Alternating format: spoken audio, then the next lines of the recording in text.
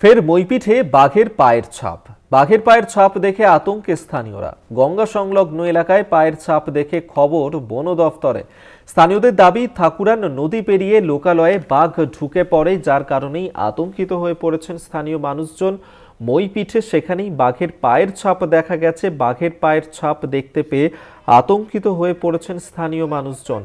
গঙ্গা সংলগ্ন এলাকাতে পায়ের ছাপ দেখে খবর দেওয়া হয়েছে বন দফতরে। স্থানীয়রা যেমনটা দাবি করছেন, ঠাকুরান নদী পেরিয়ে লোকালয়ে চলে এসেছে ওই বাঘটি। এখনো পর্যন্ত ওই বাঘের সন্ধান পাওয়া যায়নি। বাঘের পায়ের ছাপ দেখে আতঙ্কে স্থানীয়রা।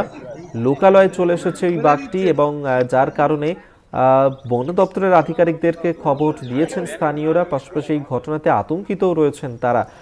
দাবি করছেন যে ঠাকুরান নদী পেরিয়ে লোকালয়ে চলে এসেছে বাঘটি, তবে এখনো পর্যন্ত বাঘকে বন্দি করা সম্ভব হয়নি।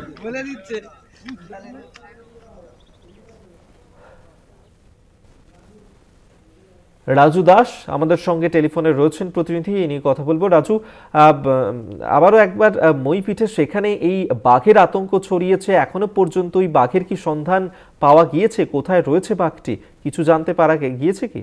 বন দপ্তর যে জায়গাটি বাঘটি থাকতে পারে সেই জায়গাটি অনুমান করে তারই চারদিক ঘেরার চিন্তা ভাবনা নিয়েছেন এই মুহূর্তে। এবং গ্রামবাসীরা তারা কিন্তু দাবি করছে যে এখানে একটি না একাধিক বাঘ, অর্থাৎ দুটি বাঘ একসঙ্গে তারা দেখেছেন এবং পায়ের ছাপও অনুসরণ করছে।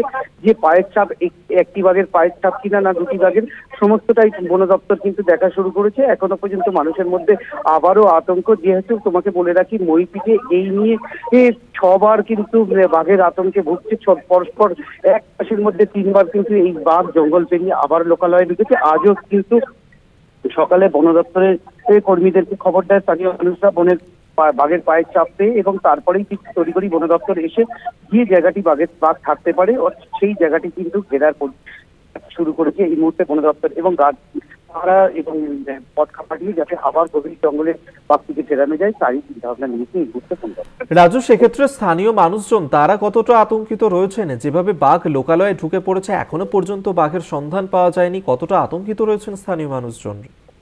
দেখো, যে বেশ কয়েকদিন ধরে আমরা দেখছি কুলতলির মইপিঠ এলাকায় কিন্তু বাঘ আসছে এবং দিনের পর দিন কিন্তু তারা আতঙ্কিত রয়েছে। সন্ধ্যা নামলেই সেখানকার মানুষজন কিন্তু একেবারে বাড়ির মধ্যে গৃহবন্দী হয়ে যায়। সেখানে মইপিঠ কোস্টাল থানার পক্ষ থেকেও মাইকিং করা হয় নিরাপদ আশ্রয় তাদেরকে থাকার জন্য, এবং যথেষ্ট আতঙ্কিত তারা কিন্তু বারবার দাবি করছে ম্যানগ্রোভ এলাকায় যেন নেটের ফেন্সিং দিয়ে এবং লাইটের ব্যবস্থা করে। বন দপ্তর আশ্বস্ত করলেও এখন কিন্তু সেই কাজ সম্পূর্ণ করা সম্ভব হয়নি। ধন্যবাদ তোমায় রাজু দাস, আমাদের সঙ্গে টেলিফোনে ছিলেন প্রতিনিধি।